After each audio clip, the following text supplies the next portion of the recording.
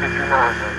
Well, Brandon's a nice man, just like anybody else. The only difference, I'd say, the man, he seems to be too hot.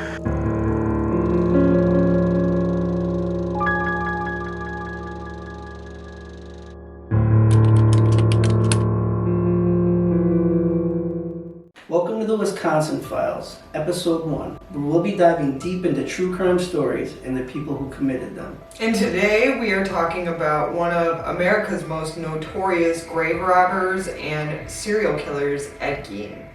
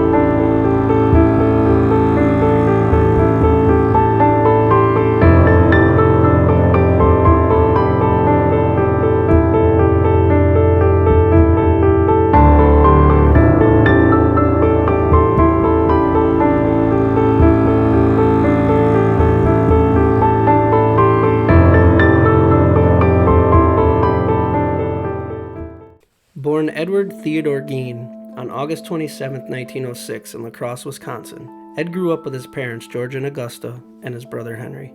Before moving to Plainfield, where his crimes were committed, the family lived in La Crosse, where George actually owned a grocery store, worked as a carpenter and a tanner, as well as being a member of the local fire department.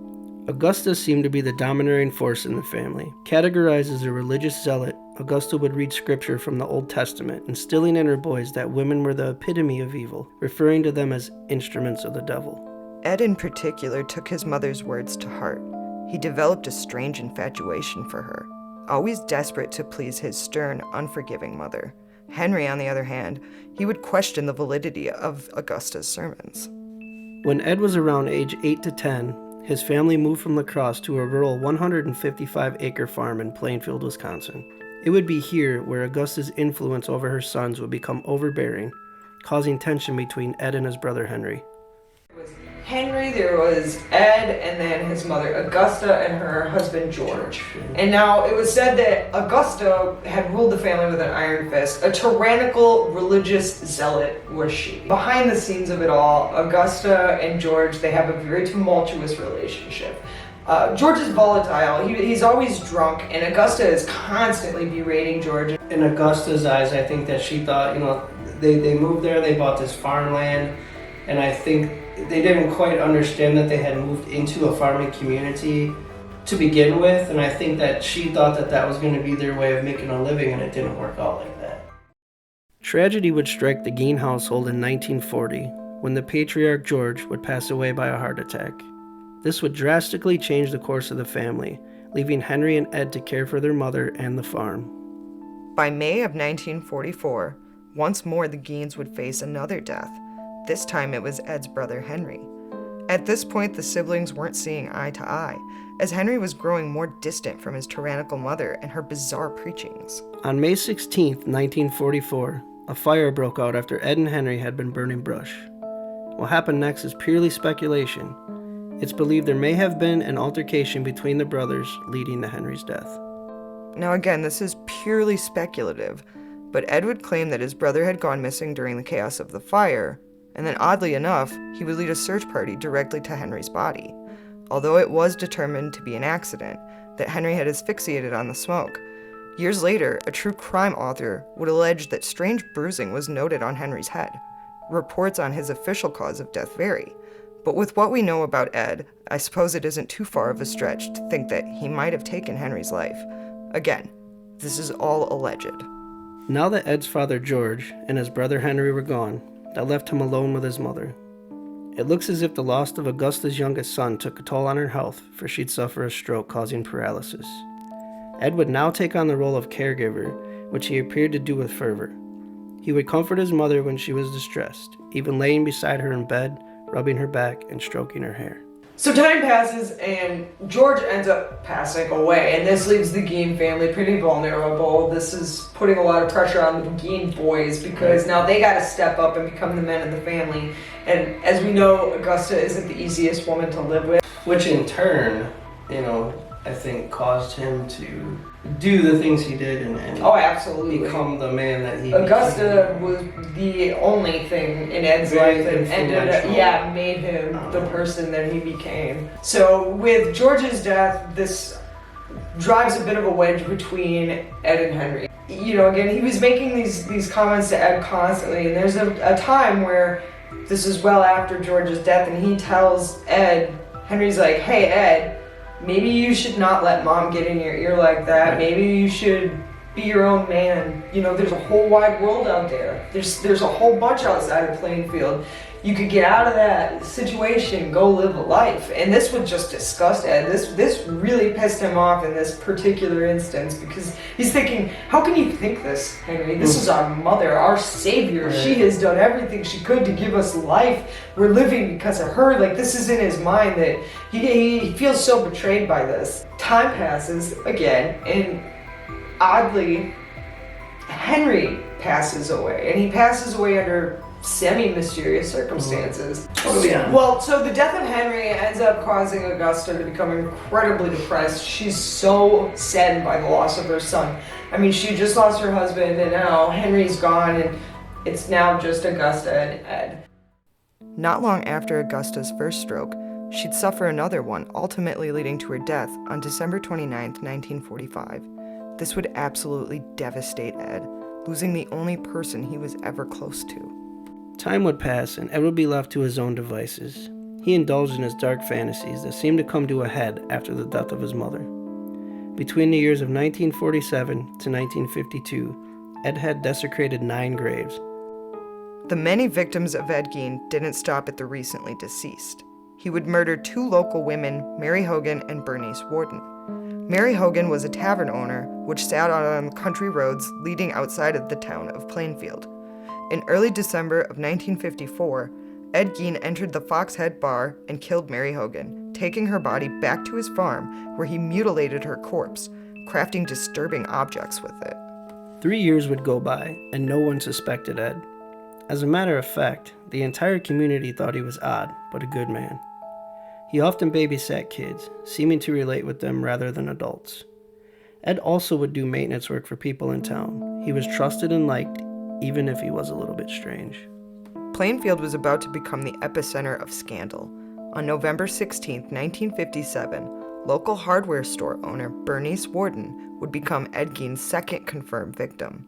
Ed entered the store in the morning hours with the notion of buying antifreeze, which he did, and his name was written in the purchased log. Ed shot Bernice and drug her body back to his place.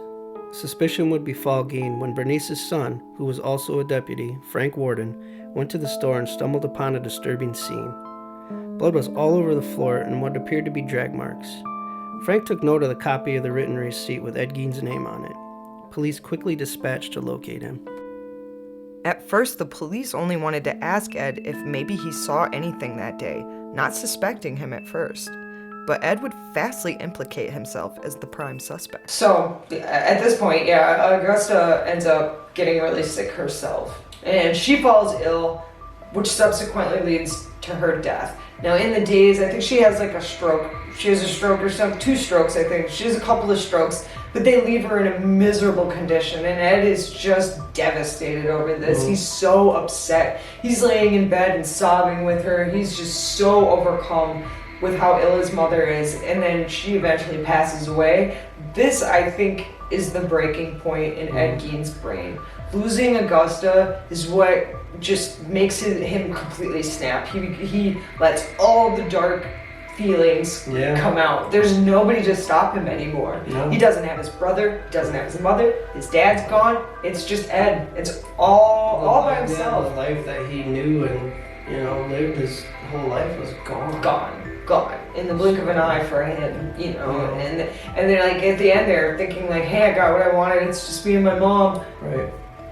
To being left alone with nothing. So this sends Ed over the edge. So Ed begins grave robbing, and he seems to be keeping an eye out on the obituaries, looking for newly buried people so he can go dig them up in the middle of the night, and then he would take them back to his house and he would just do the most horrendous shit. Mary Hogan's his first official victim. Even though that they do think that he's responsible for others, they'll never be able to prove it concretely, but there's always going to be that, maybe it was Ed.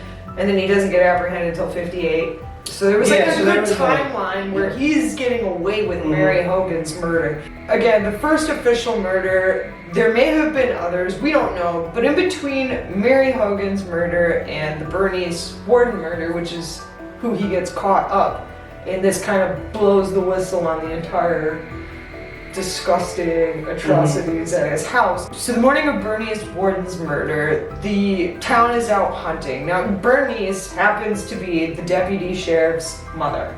So she is at the hardware store, which the Wardens owned. She's the owner of the hardware store, and her son would frequent it with her. But on this particular day, and Ed even specifically asks Bernice, he's like, or I think it was her son, he was like, you going hunting tomorrow or whatever, and he was like, yeah, I'm going hunting. Just like everybody else is, we're all going hunting. And I think this kind of like set in motion what Ed was going to plan to do. So the next day, Bernice Worden is alone at the hardware store, and in the early hours of operation times, Ed Gein waltzes on in, and he comes to pick up his antifreeze, which he does, and he pays for. And in turn, Bernice writes down a receipt, and what does she scribble on the notepad? Ed Gein's name, the date, the time, what he purchased. So he puts the antifreeze in his truck, he comes back, and he shoots Bernice in cold blood, and I think she died. And what does he do? Drags her out of the hardware store. Now mind you, this is broad daylight, this is the morning, there's people, this is a town, a small town at that. So the fact that he was able to get her body into there was like a work truck, but I think it was parked pretty close. So he was pretty slick about this. It was behind the hardware store. Yeah, there was like a loading dock or like something, or like where they had the work truck parked to where they would like. So it was probably covered and nobody could see. So nobody could see that. It doesn't take long for when everybody gets done hunting, there's no word from Bernice. Her son becomes alarmed. He goes into the hardware store and he sees this bloodbath. And immediately he just knows something horrible has happened to his mother. I mean, if the blood everywhere didn't give it away, I don't know what did. So he automatically starts looking through, and what does he find? Ed Gein's name scribbled on a receipt, the antifreeze, the date, the time. So he immediately knows, maybe not knows that it's Ed Gein, but knows that if there's any chance of finding what happened to his mother, it's probably going to be through Ed Gein. As cops arrived at the Gein farmstead, it was discovered that Ed had some dark internal demons. Upon entry of the house, it was in disarray. Hordes of garbage and filth littered the place, and that wouldn't be the worst of it. Law enforcement didn't know it at the time, but they had just entered into one of America's most infamous crime scenes. His house was filled with macabre, made objects fashioned from the corpses of his victims. Searching the property, they would find Bernice's body, decapitated and strung up by her feet in the barn. At first they thought it was a dressed animal, until further inspection, it was revealed to be a human. They'd also locate Mary Hogan's head in the House of Horrors.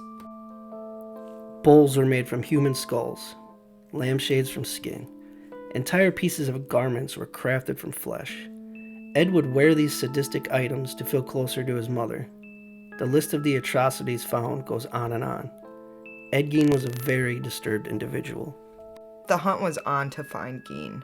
He was found in his truck with a neighbor's child, where he was heading to have dinner with said kid's family.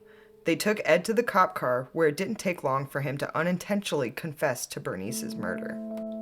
Ed was arrested and formally charged with murder. This unraveling case rightfully infuriated the people of Plainfield. The sheriff at the time, Art Sly, would beat Ed's head into the wall, disgusted by his actions. The case affected him so bad he'd die not long before Gein's case made it to trial. November 21st, 1957 was the date of Ed's first court appearance. It was here he pleaded not guilty due to insanity, and he'd be declared unfit for trial as he was diagnosed with schizophrenia. 11 years after spending time in Madison, Wisconsin's Mendota State Hospital, Ed was deemed of sound mind and greenlit to attend the trial. On November 7, 1968, proceedings began. It wouldn't take long and Gein was found guilty, sentenced to spend the rest of his life in the Mendota State Hospital. His property was set to be auctioned off in March of 1958, but it mysteriously burned to the ground just before the auction was held. When Ed was told this news, he simply shrugged and replied with, "Just as well." Although arson was suspected, nothing ever came about. It was said to be accidental. Conveniently, the son of Ed's second murder victim, Frank Worden, was the fire chief and didn't appear to be so concerned with the fire at the Gein property. Ed Gein would pass away due to respiratory failure on July 26, 1984. He was bizarrely interred in the Plainfield Cemetery, where his victims Mary Hogan and Bernice Worden were buried, as well as the graves he had desecrated. Ed Gein is a name still spoken of till this very day. His crimes will become so influential on modern horror and past alike. From inspiring the likes of Alfred Hitchcock's Norman Bates in Psycho, to Buffalo Bill in Silence of the Lambs, and even Leatherface from Texas Chainsaw Massacre. His horrific crimes have sealed his name into infamy, a quiet, misunderstood, small-town guy turned heinous butcher of Plainfield. The atrocities committed so gruesome that half a century later, we're still talking about it. And that, in summary, is the story of the Plainfield Butcher, or the Plainfield Ghoul. The man was called many names and is still finding his way into the darkest recess of the human mind.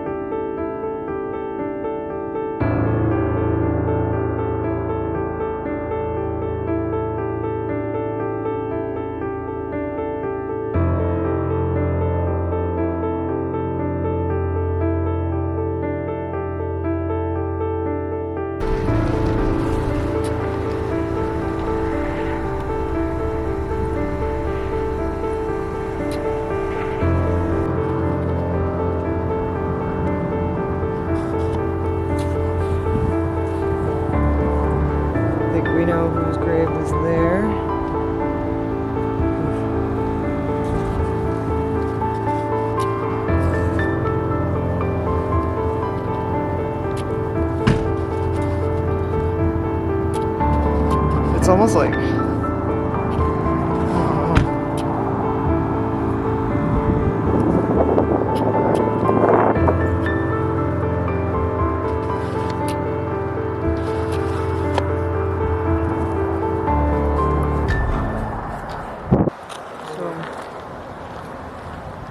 Worden family. Bernice Worden.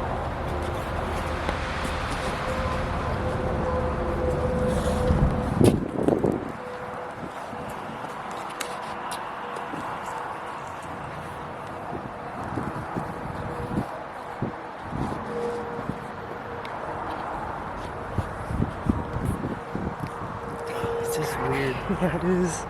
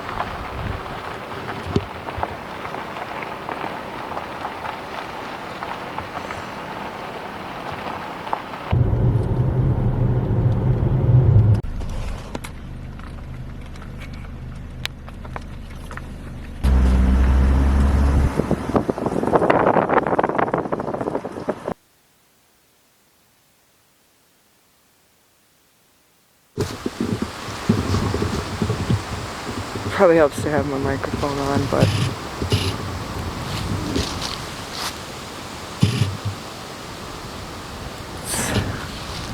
trying to ghost hunt a little. See if we catch anything.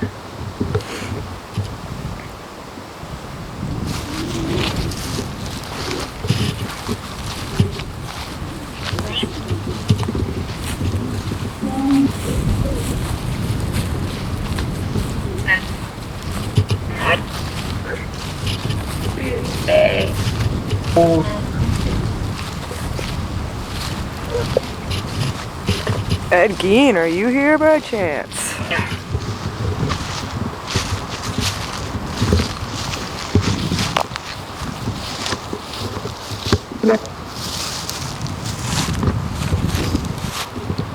Ed, can you tell us if you're here right now? Yes, I heard that.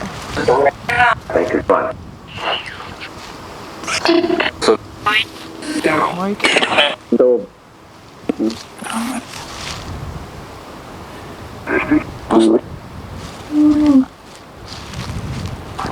Augusta, are you here by chance?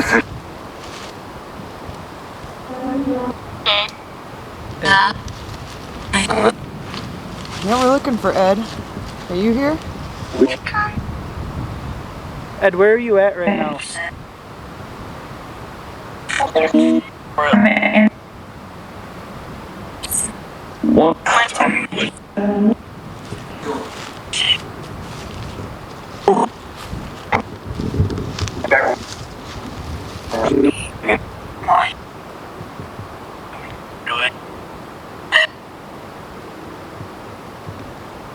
Ed, can you tell us how many people you murdered?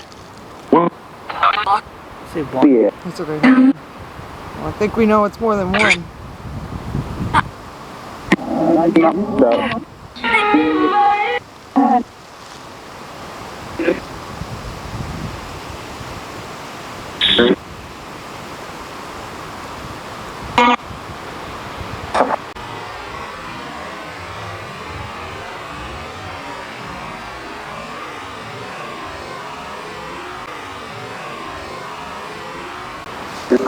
Yep.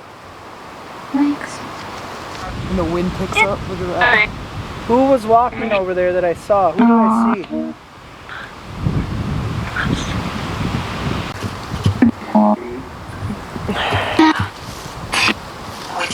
Hey Ed, can you tell me what year was it that your mother died in?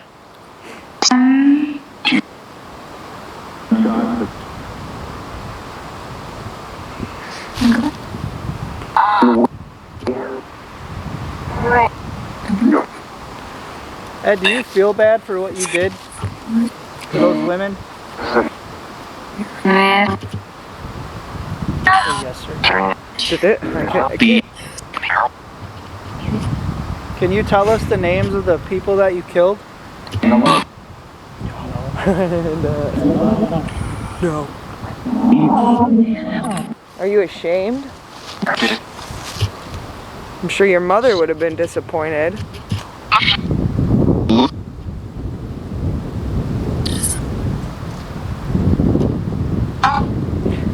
What was your brother's name, Ed?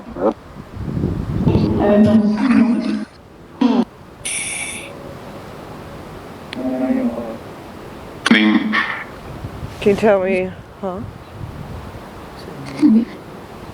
Yeah, how about your dad's name? What was your father's name, Ed? George? I heard that. That's right, George Gein. What was your last name, Ed? Can you tell us what your last name is?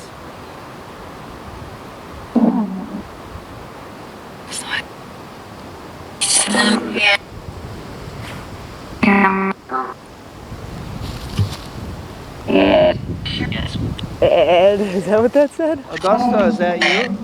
Ed, I'm hearing Ed a lot now. Is it Gein?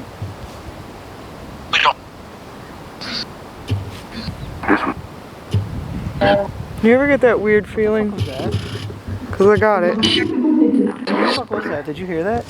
What? It sounded like somebody choking. It was like, ah!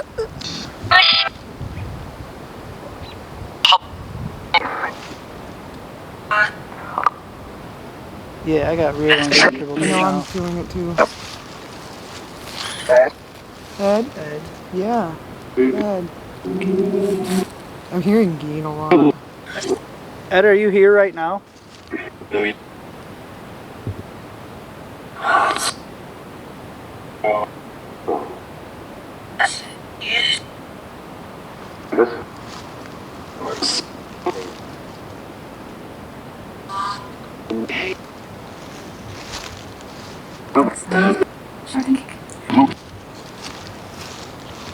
What about Bernice Worden? Are you here?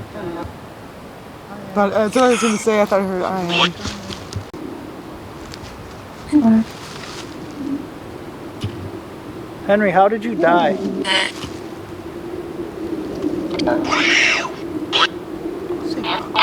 Say go to hell.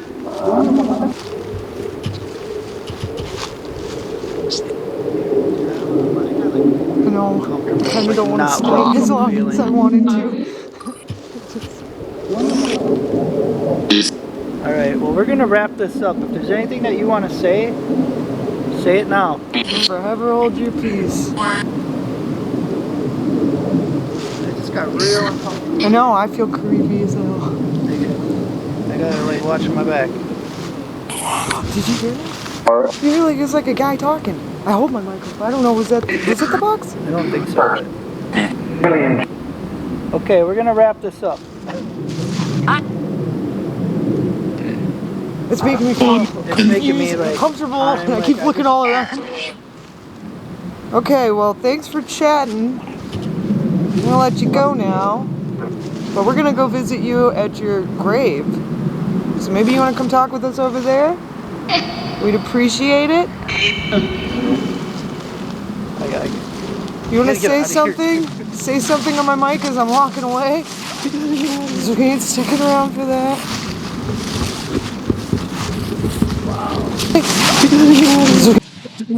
Sticking around for that.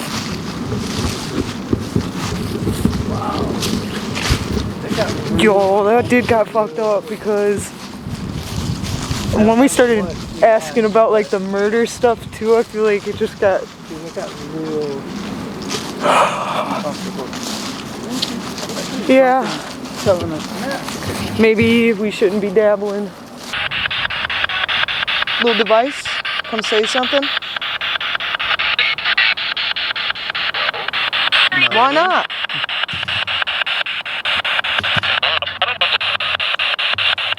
Because I don't want to talk. Why? Oops. How did that happen? That was fucked up. Hard to hear it. It's like it went quiet. It got real quiet.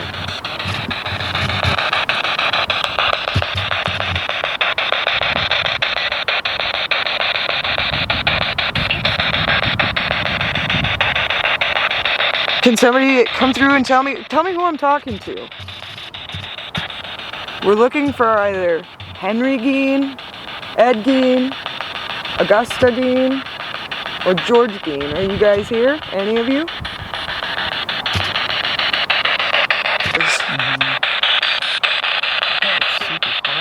I know, and I can't. It's as far as it goes. I don't know what happened. It was working so loud before. You guys pulling all the energy from it?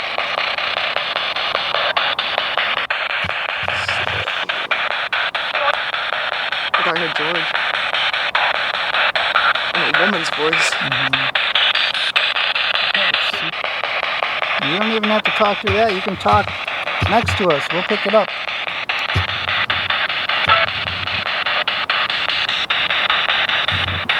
You can talk into this thing, right? Yeah, you know what? I was going to turn this off and we're going to go quiet. So if you want to say something, come say it right here in our microphone. I'm just going to drop audio in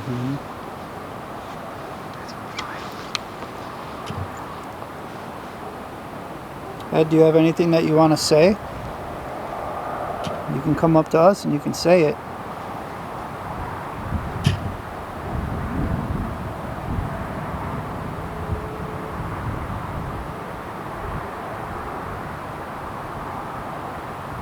crazy because I know one of the bodies he dug up was just over It here. was just up here, that's right.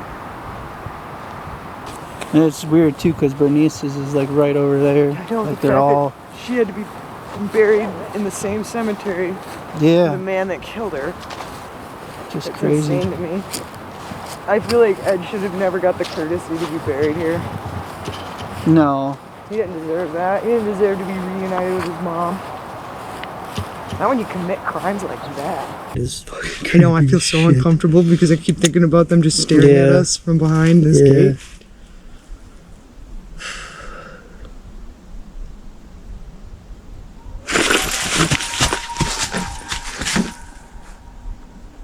What the fuck was that? Okay. Bro, I'm done. Okay. My heart just... What the fuck? Nope. What the fuck? What the fuck was that?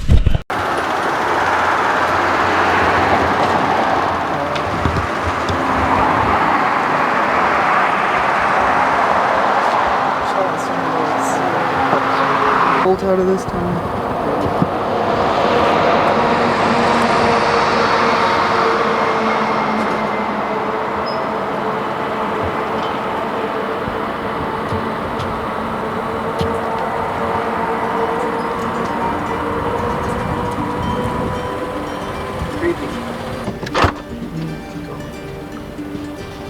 So here was where Hogan's Tavern, also called the Foxhead, used to stand. This is where Ed Gein murdered his first victim.